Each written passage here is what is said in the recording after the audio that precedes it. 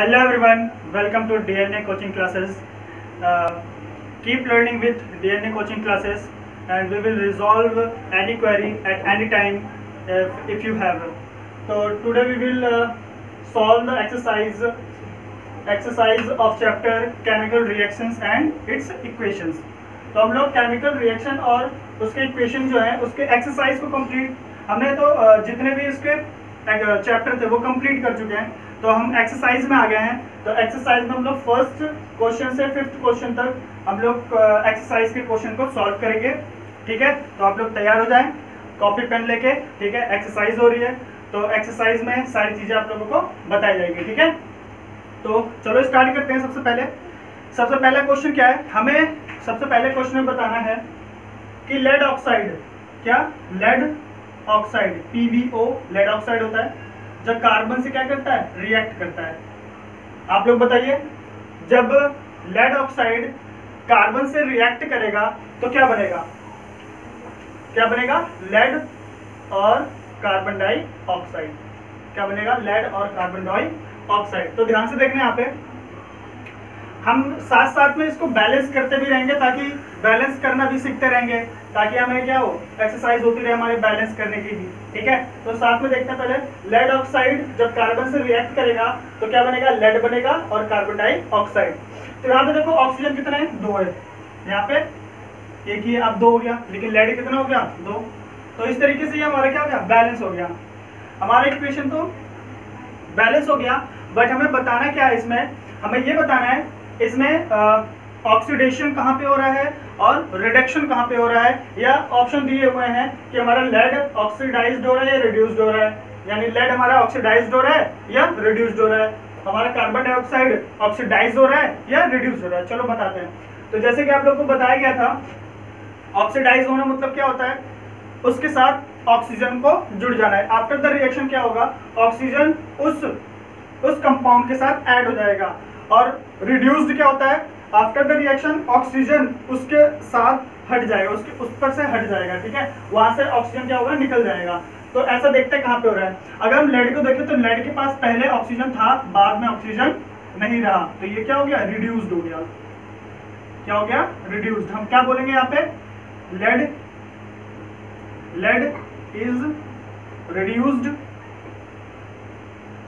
ठीक है, lead is reduced. एक तो ये हो रहा है हमारा, और दूसरा कार्बन को देखें तो कार्बन के बिफोर द रिएक्शन कार्बन के पास ऑक्सीजन नहीं था, बट आफ्टर द रिएक्शन और कार्बन के पास क्या आ गया, ऑक्सीजन आ गया। तो इसका मतलब यहाँ पे क्या हुआ है, ऑक्सीडाइज्ड। ये क्या हो गया, ऑक्सीडाइज्ड हो गया। तो हम यहाँ क्या लिखेंगे, CO2 इज ऑक्सीडाइज्ड, या कार्बन इज ऑक्सीडाइज्ड।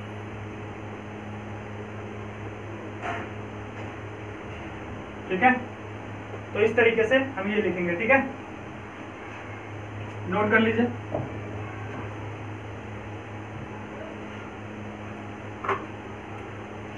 चलो अब सेकंड क्वेश्चन पे चलते हैं। सेकंड क्वेश्चन में क्या है, आयरन ऑक्साइड।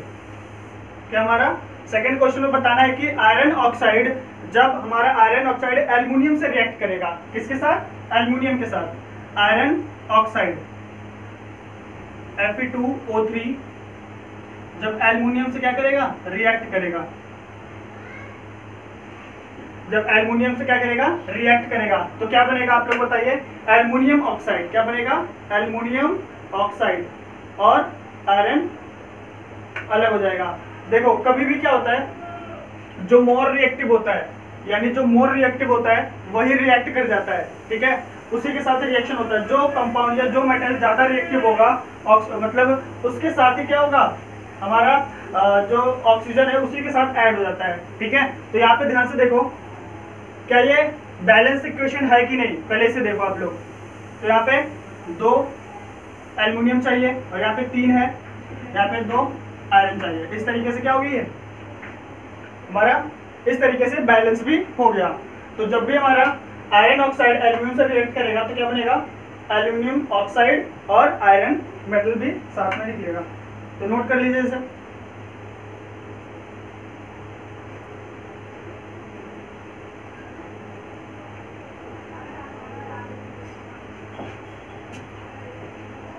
तीसरे क्वेश्चन पे आते हैं।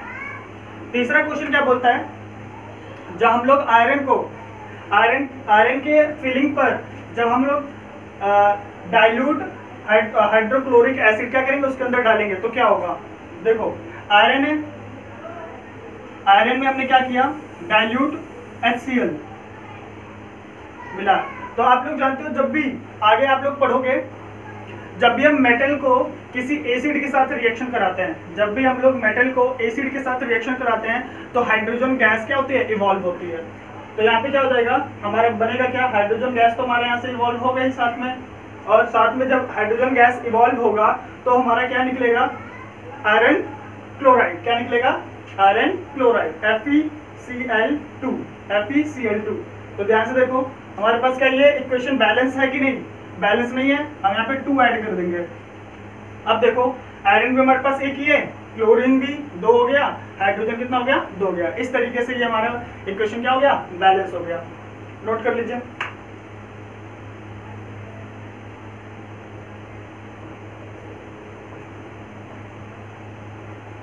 फोर्थ क्वेश्चन है कि व्हाट इज बैलेंस, है ना, what is balance chemical equation. तो शायद आप लोग पीछे के लेक्चर देखना, उसमें बहुत ही डिटेल में ये सारी चीजें बताई गई हैं, वहां से आप लोग डेफिनेशन भी लिख सकते हो, ठीक है, और इसके एग्जांपल भी कराए गए हैं। तो आप लोग पीछे के वीडियो को देखो, वहां पे ये फोर्थ क्वेश्चन का आपको आंसर मिल जाएगा, ठीक है, बहुत ही डिटेल में कराया गया है। तो हम लोग क्वेश्चन नंबर 5 पे चलते हैं। उसमें 4 पार्ट है, 4 रिएक्शन है, तो उसको हम लोग एक एक करके पहला रिएक्शन पहले समझेंगे, फिर दूसरा रिएक्शन, फिर तीसरा, फिर चौथा। तो पहले रिएक्शन है क्या, पहले रिएक्शन में बोला गया है कि जब भी हाइड्रोजन को नाइट्रोजन के साथ कंबाइन किया जाता है, जब भी हाइड्रोजन को नाइट्रोजन के साथ कंबाइन किया जाता है तो हमारा क्या बनता है, अमोनिया बनता है। क्या बनता है, अमोनिया। अब बात आती है अमोनिया, तो अमोनिया के बारे में थोड़ा सा जान लेते हैं। अमोनिया जो होता है वो जो जनरली इस्तेमाल कहाँ किया जाता है, अमोनिया जो होता है जो एक्सप्लोसिव होते हैं, यानी जो एक्सप्लोसिव चीजें होती हैं उसमें इस्तेमाल किया जाता है, प्लास्टिक चीजें होती हैं उसके अंदर इसका इस्तेमाल किया जाता है। ऐसी बहुत सारी चीजों की, टेक्सटाइल हो गया, वहां पे भी अमोनिया का क्या होता है, इंडस्ट्री में इस्तेमाल किया जाता है, ठीक है। और ये बहुत ही बहुत अच्छा नहीं होता हमारे स्वास्थ्य के लिए। हमारे अगर ये एयर में अगर इसका अमोनिया हो तो उससे क्या होता है, हमारी आंखों पे, अगर आंख पे पड़ गया तो हमारी आंखों की जो रोशनी है वो भी जा सकती है, ठीक है, कंप्लीट ब्लाइंडनेस हो सकता है। तो देखो जब हाइड्रोजन को हमने नाइट्रोजन के साथ रिएक्ट किया तो क्या बना हमारे पास, अमोनिया। क्या बन गया, अमोनिया बन गया, NH3। ध्यान से देखना, अब हमारे पास NH3 बन गया, हमारे पास नाइट्रोजन कितना है, 2, ऑक्सीजन कितने हैं, अगर यहाँ पे हम 2 करते हैं तो ऑक्सीजन कितना हो गया हमारे पास, 6, तो हम यहाँ पे 3 लगा देंगे। तो इस तरीके से हमारा इक्वेशन भी क्या हो गया, बैलेंस हो गया, ठीक है, नोट कर लीजिए।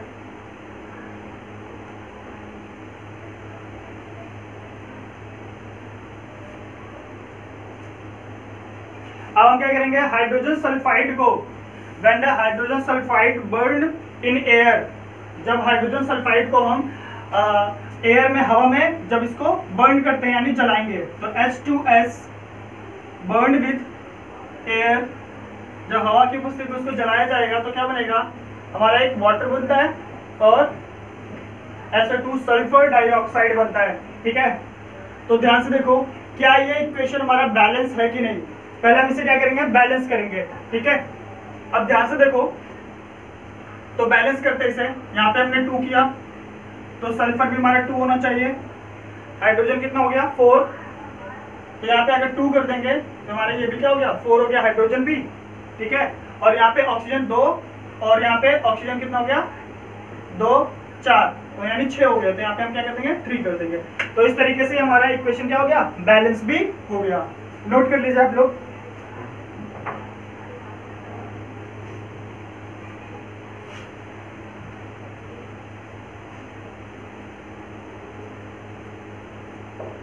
अब क्या करेंगे, when the barium chloride react with aluminum sulfate, क्या होता है, जब हमारा barium chloride BaCl2 aluminium sulphate Al2SO4 thrice react करता है तो बनाएगा क्या? आप लोगों को बताया गया था डबल डिस्प्लेसमेंट रिएक्शन, तो सेम वही रिएक्शन है ये, बेरियम सल्फेट के साथ चला जाएगा और एल्युमिनियम क्लोराइड के साथ, याद होगा आप लोग को।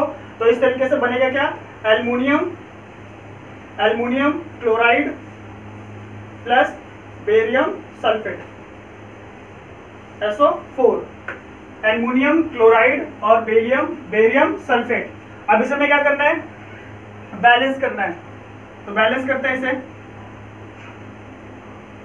तो देखो ध्यान से, बेरियम कितना हो गया 3, तो हमें यहाँ पे भी कितना चाहिए 3। क्लोरीन कितना हो गया 6, यहाँ पे क्लोरीन 6 है, ठीक है।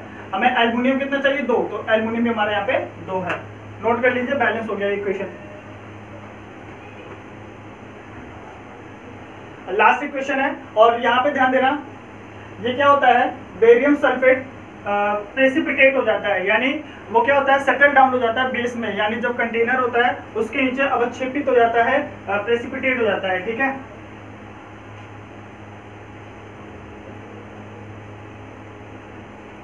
अब लास्ट है, जब पोटेशियम को वाटर के साथ रिएक्ट करेंगे, किसके साथ? वाटर के साथ। जब वो उसके कांटेक्ट में आता है, वाटर के कांटेक्ट में आता है, कौन? पोटेशियम। पोटेशियम वाटर के कांटेक्ट में आते हैं, आने के बाद क्या होता है?